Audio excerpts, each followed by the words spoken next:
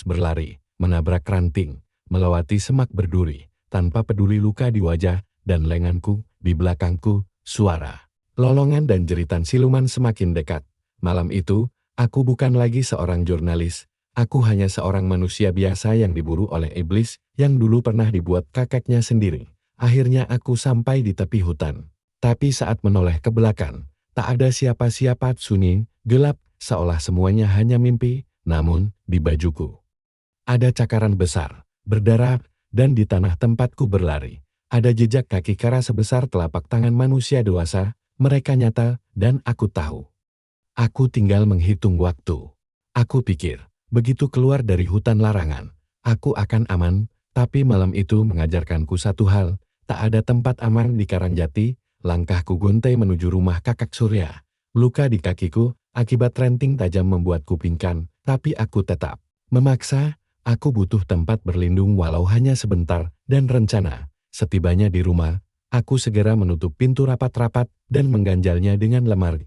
Nafasku masih memburu, keringat dingin bercampur darah mengalir dari pelipis. Aku mengambil air minum dari botol bekas, lalu duduk di lantai, menggenggam satu-satunya yang tersisa, buku kecil catatan kakek yang entar. Bagaimana bisa kutemukan kembali di dalam ranser? Di halaman terakhirnya, ada tulisan yang entar, mengapa? Baru kulihat, bila darah cucuku ditumpahkan, siluman akan mengikat dunia ini selama 100 tahun.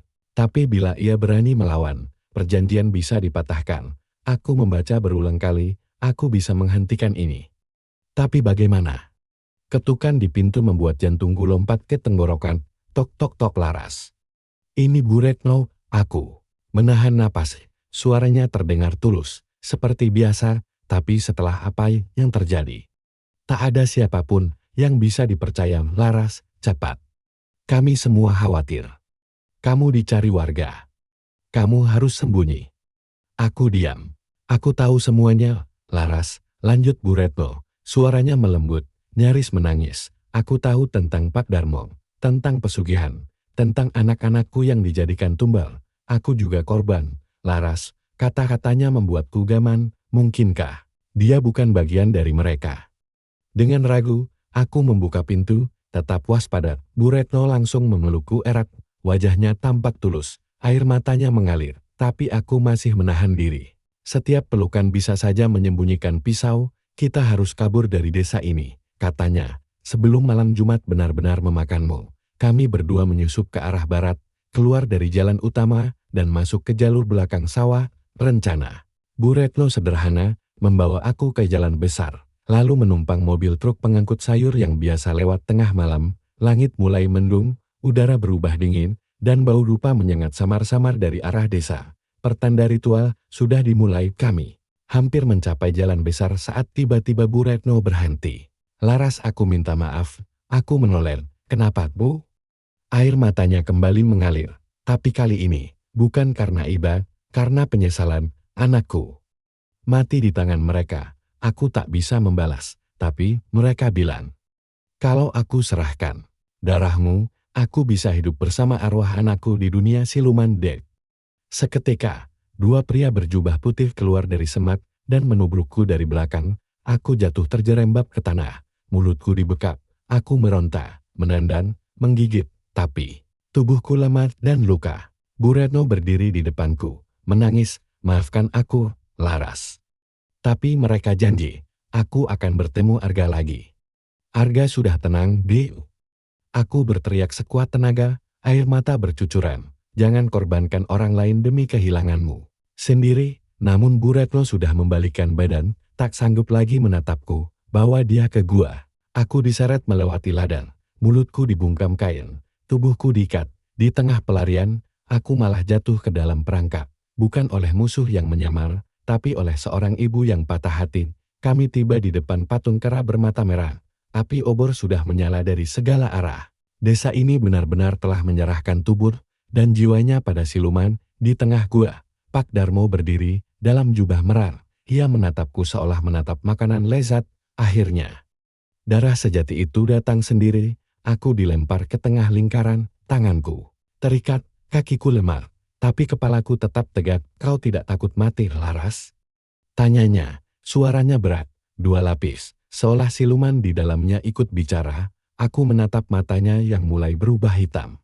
Aku tidak takut mati, aku hanya takut menjadi seperti kalian. Pak Darmo tertawa keras, jiwa pemberani, sangat cocok untuk pengikat 100 tahun kekuasaan. Namun saat pedang upacara terangkat di atas kepalaku, teriakan dari luar gua menggelegar, cukup.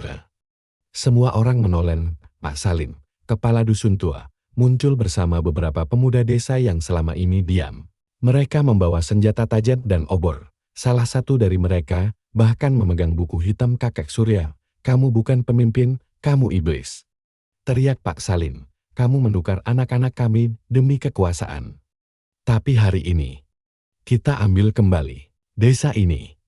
Suasana menjadi kacau, para pengikut siluman mundur. Pak Darmo meraung, tubuhnya membesar, bulunya tumbuh, dan dalam sekejap, ia kembali menjadi siluman kera putih. Darah itu milikku. Aku merangkak, mengambil pecahan batu tajam, dan memotong tali ikatanku sendiri, lalu bangkit, berdiri, menghadapi makhluk itu. Kalau memang darahku yang kau inginkan, kataku gemetar, maka darah inilah yang akan mengakhiri kekuasaanmu. Aku menorehkan batu ke telapak tanganku, menumpahkan darah ke tanah sambil membacakan mantra terakhir dari buku kakek yang sempat kuhafal.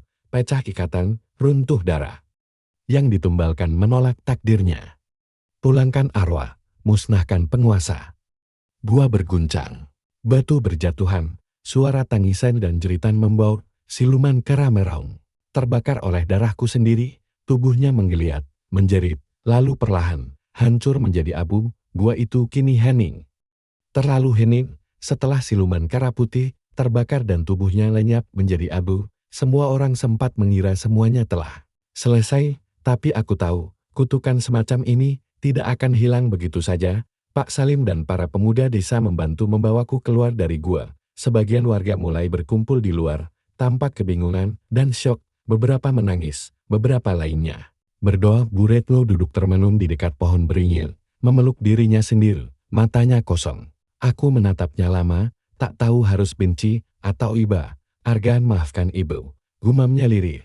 Langit mulai cerah, fajar menyingsim, tapi kedamaian itu hanya bertahan beberapa menit. Tiba-tiba, tanah di sekitar gua mulai retak, suara-suara dari dalam bumi muncul raungan, geraman, dan lolongan yang tidak asing. Para warga langsung panik, itu suara dari dalam kuburan. Teriak salah satu pemuda. Kami berlari ke pemakaman tua di ujung desa, dan di sana, kami melihatnya, tanah-tanah kuburan bergerak pelan. Lalu terbuka, satu persatu mayat bangkit. Mereka bukan manusia sepenuhnya. Wajah mereka rusak, matanya kosong, kulitnya mengelupas, namun di tubuh mereka tumbuh bulu putih samar. Tanda bekas tumbal siluman kera. Mereka adalah tumbal-tumbal laman, korban pesugihan yang tak pernah benar-benar mati, melainkan dijadikan pelayan siluman dalam bentuk roh terikat, dan kini, setelah sang penguasa mati, mereka bebas. Tapi tak tahu kemana harus pergi, mereka mencari pemimpin baru. Bisik Pak Salim nyeri, atau mereka mencari darah terakhir yang masih punya ikatan. Mataku meembela lak. Malamnya, aku bersembunyi di rumah kakek di luar, suara tangisan dan suara kaki menyeret masih terdengar. Para warga kini hidup dalam teror baru, teror dari orang-orang yang dulunya mereka kenal, anak, saudara, bahkan suami. Para tumbal bangkit bukan untuk menyerang, tapi untuk mencari tempat kembali. Jiwa mereka terombang-ambing, tak bisa kembali ke alam baka, karena perjanjian yang dibuat dulu masih mengikat darah keluarga yang membuatnya, dan darah itu mengalir di nadiku. Aku membuka kembali catatan terakhir kakek. Di halaman terakhir, kutemukan kalimat yang menyayat hati. Warisan darah ini bukan kutukan, melainkan amanah. Bila kelak keturunanku menemukan jalan keluar, maka bebaskan mereka yang terikat. Tapi bila kau lemah, maka kaulah pewaris berikutnya. Hatiku tercekat. Kalau aku tak bisa mengakhiri ini, aku akan menjadi siluman selanjutnya. Tubuhku gemetar. Tapi ada satu bagian yang membuatku bertekad. Kunci pelepasan tumbal adalah menerima mereka, bukan mengusir. Kau harus menghadapi ketakutanmu dan mengembalikan jiwa-jiwa mereka dengan sukarela. Tengah malam, aku kembali ke pemakaman, ditemani Pak Salim dan dua warga yang masih setia membantu. Kami menyalakan lilin dan mengelilingi para tumbal yang bangkit. Mereka tak menyerang, hanya berdiri, menggeram, menatapku tajam. Ada luka, ada kemarahan, tapi juga kerinduan akan kebebasan. Aku berdiri di tengah mereka dan mulai membaca doa mantra pemutus ikatan yang diajarkan kakak. Namun setiap kata yang kuucapkan, tubuhku makin lemas. Energi seperti tersedot keluar dari tubuhku. Satu demi satu, aku hampir roboh. Tapi aku teruskan. Aku tahu, ini pengorbanan terakhir. Duhai arwah yang terperangkap, aku, darah surya, memutuskan rantai ini. Kembali kalian ke asal, kembali ke cahaya. Tubuhku gemetar, mataku mulai buram, tapi kemudian satu demi satu mereka mulai menangis, lalu berubah menjadi cahaya putih yang lembut dan perlahan-lahan naik ke langit malam. Mereka bebas, dan saat itu juga aku pingsan. Saat terbangun, aku sudah berada di rumah warga. Udara pagi terasa hangat, langit cerah, dan yang paling mencolok, tak ada lolongan. Pak Salim duduk di sampingku, tersenyum dengan mata berkaca-kaca. Mereka pergi, Laras. Kau telah memutus rantainya. Aku hanya bisa menangis dalam diam. Beberapa hari kemudian, jenazah Pak Darmo ditemukan di dalam gua, dalam kondisi membusuk dan setengah hangus. Warga mendirikan tugu peringatan untuk para korban, dan desa Karangjati mulai membuka lembaran baru tanpa pesugihan, tanpa tumbal, tanpa siluman, dan aku kembali ke kota. Dengan luka, trauma, tapi juga kekuatan, karena kini aku tahu, Darahku bukan kutukan, tapi kunci pembebasan. 3 minggu sejak aku meninggalkan Karanjati, kupikir semuanya telah selesai. Desa itu perlahan kembali normal, tidak ada lagi korban hilang, tidak ada lagi hujan tanpa sebab di malam Jumat Kliwon, bahkan wajah Pak Darmo sudah tidak lagi terpampang di kantor-kantor pemerintahan. Ia telah dikenang sebagai bupati yang menghilang secara misterius tanpa satupun orang luar tahu kebenarannya. Aku kembali ke kota, menyelesaikan laporan kuliah yang terbengkalai, melanjutkan hidup, mencoba menyapu bersih mimpi buruk itu dari pikiranku. Tapi malam itu, mereka datang lagi. Awalnya hanya hal kecil, jendela kamar yang terbuka sendiri padahal telah kukunci rapat. Buku catatan kakek tiba-tiba berpindah tempat, suara langkah kaki di loteng padahal aku tinggal di apartemen lantai 6. Aku pikir itu hanya trauma, bayangan masa lalu yang belum sembuh. Tapi malam Jumat pertama, setelah aku pulang ke kota, semuanya berubah. Aku tertidur di meja kerja karena lelah. Saat membuka mata, ruanganku sudah gelap, dan udara begitu dingin, dan dari arah jendela. Kulihat siluet, bulu putih, mata merang, siluman kera, tapi bukan Pak Darmo ini. Makhluk lain, lebih tinggi, lebih kurus, seolah bayangan dari sosok aslinya. Tiba-tiba, jeritan terdengar dari lorong apartemen. Aku membuka pintu, dan kulihat. Tetanggaku Mbak Vika, berdiri membelakangiku, tubuhnya gemetar, lalu dia menoleh. Wajahnya rusak, mata kosong, dan dari mulutnya tumbuh taring kera kau. Pewaris darar, kau tak bisa lepas. Lalu dia terjatuh. Dan dari tubuhnya merangkak keluar roh siluman, memanjang seperti asap putih, dan masuk ke langit-langit apartemen. Aku menjerit, mundur, menutup pintu dengan panik. Apa ini belum selesai? Aku sudah melepaskan semua tumbal. Aku sudah memusnahkan siluman itu. Namun malam itu, jawabannya datang lewat mimpi. Aku bermimpi berdiri di tengah pemakaman Karanjati, dikelilingi abu dan apen, suara kakek menggema. Dari segala arah, Laras, selama darahmu masih mengalir, mereka akan selalu mencari. Pesugihan bukan tentang siapa yang memberi, tapi siapa yang memutus, dan tahu belum selesai.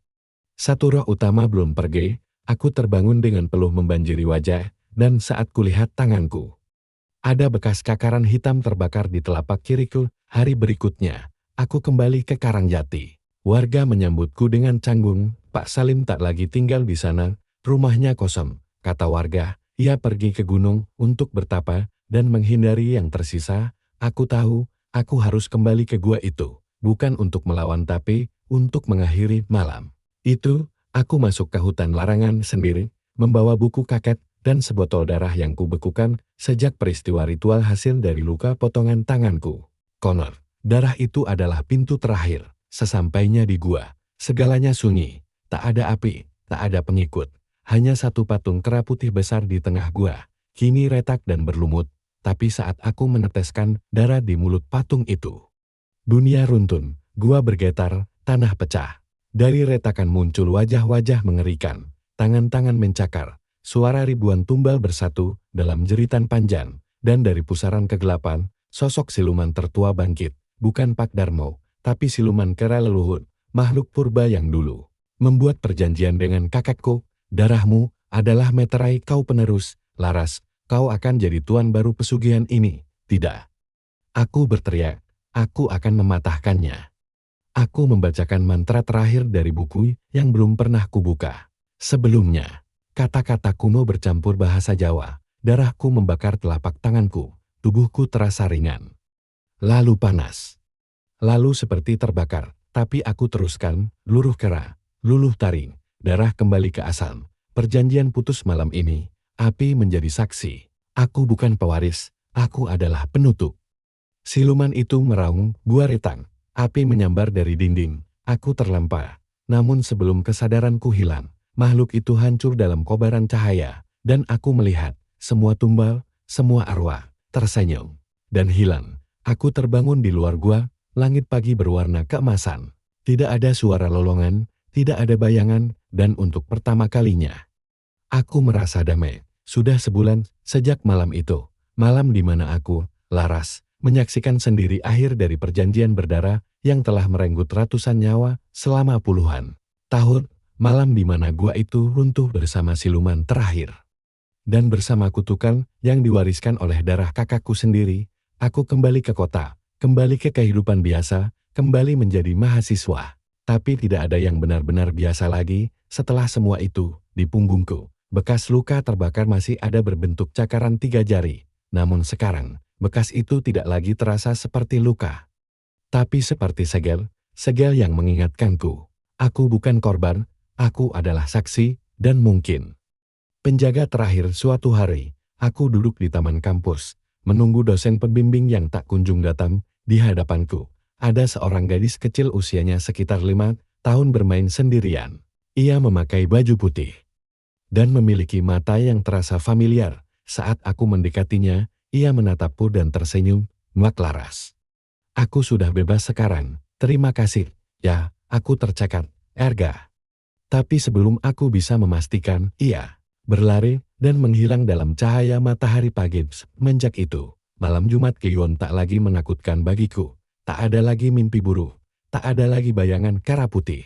Tapi setiap kali aku lewat tempat gelap, aku bisa merasakan mereka masih mengawasiku, bukan untuk mencelakai, melainkan untuk menghormati. Aku adalah darah terakhir dari perjanjian, tapi aku juga adalah penghapusnya. Kini buku catatan kakakku simpan di lemari, terkunci, tidak kubakar, tidak kubuang, karena dunia ini tak pernah sepenuhnya bebas dari godaan kekuasaan. Siapapun yang tergoda untuk mengambil jalan singkat akan selalu menemukan jalan ke gua itu. Jika tidak ada penjaga dan jika hari itu tiba lagi, maka akan ada seseorang yang siap membacakan mantra terakhir.